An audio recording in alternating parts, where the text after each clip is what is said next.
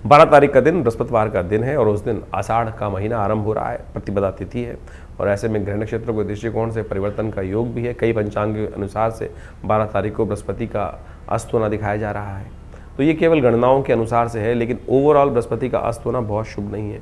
इसके लिए अलग से हमने वीडियो बनाया है, पूरी तरह से उस पर विवेचना कर कर आपके समक्ष बातें रखी हैं। उन खास उपायों को कर कर आपकी राशि के दृष्टिकोण से यदि आप उपाय कर लेंगे तो इनके नेगेटिव प्रभाव से बच सकते हैं। यदि हम 12 तारीख की हम बात कर रहे हैं तो उस दिन भरणी नक्षत्र में शुक्र का प्रवेश हो रहा है, वो कहीं ना कहीं आपके लिए अच्छा योग बना रहा है। तो ऐसे में विशेष तौर पर बृहस्पति के साथ सम्मुख होकर चंद्रमा का विराजमान हो जाना आपकी राशि के दृष्टिकोण से बहुत श्रेष्ठ है। नए विचारों को उदय होने के योग बन रहे हैं, तो ये आपके लिए कहीं ना कहीं पॉजिटिव होता दिखाई दे रहा है। अपने विचार में जो नए नए विचार आ रहे हैं उनको साइडलाइन मत कीजिएगा, उन पर थोड़ा सा ध्यान देने का प्रयास कीजिए, वो अच्छा रहेगा। थोड़ी पीली चीज़ों का दान करने का प्रयास करें, पीले रंग के तिलक को लगाने का प्रयास करें। हल्दी या खासतौर पर केसर का तिलक आपके लिए सबसे श्रेष्ठ दिखाई देता है। 13 तारीख का दिन विशेष तौर पर शुक्रवार का अवसर है और धनु राशि के संबंध में यदि हम बात करें तो उस दिन ग्रह नक्षत्रों के दृष्टिकोण से आपकी राशि में ही चंद्रमा विराजमान होकर बहुत सुंदर योग बनाते दिखाई दे रहे हैं। नया विचार आपके मनोमस्तिष्क में रहेगा, विचारों से ओतप्रोत रहते दिखाई दे रहे हैं आपके लिए, ये सबसे श्रेष्ठ है।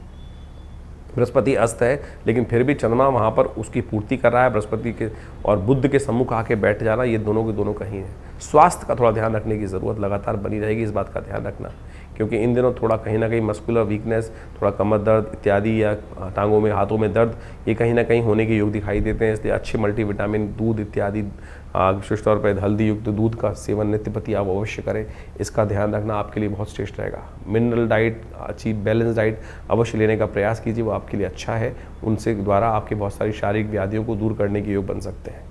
14 तारीख का दिन शनिवार का दिन है, उस दिन तृतीया तिथि विद्यमान है और साथ साथ चंद्रमा का परिवर्तन का योग बन रहा है। ग्रह नक्षत्रों के साथ साथ उस दिन गणेश चतुर्थी का योग बन रहा है। भद्रा विद्यमान है, नए कार्यों में हाथ डालने से आपको बचना चाहिए।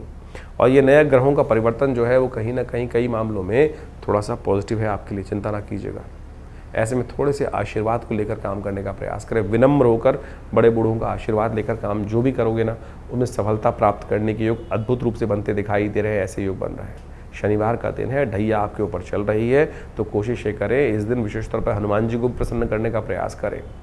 और इस कलयुग में कहा गया है ना, और देवता चित्तन धरई हनुमत से ही सर्व सुख करें, तो इसलिए हनुमान जी के मंदिर में जाकर अवश्य उनको चोला चढ़ाएं, उनको समक्ष एक लाल बत्ती का दिया प्रस्तुत करें और हो सके तो पीपल के पत्तों की माला हनुमान जी को अर्पित करने का प्रयास करें, श्रेष्ठ रहेगा। गणेश चतुर्थी है, गणेश जी पे सिंदूर अर्पित करना भी हनुमान जी के समान ही पवित्र और सुंदर माना जाता है, वो भी आप कर सकते हैं, वो आपके लिए श्रेष्ठ उपाय दिखाई देता है।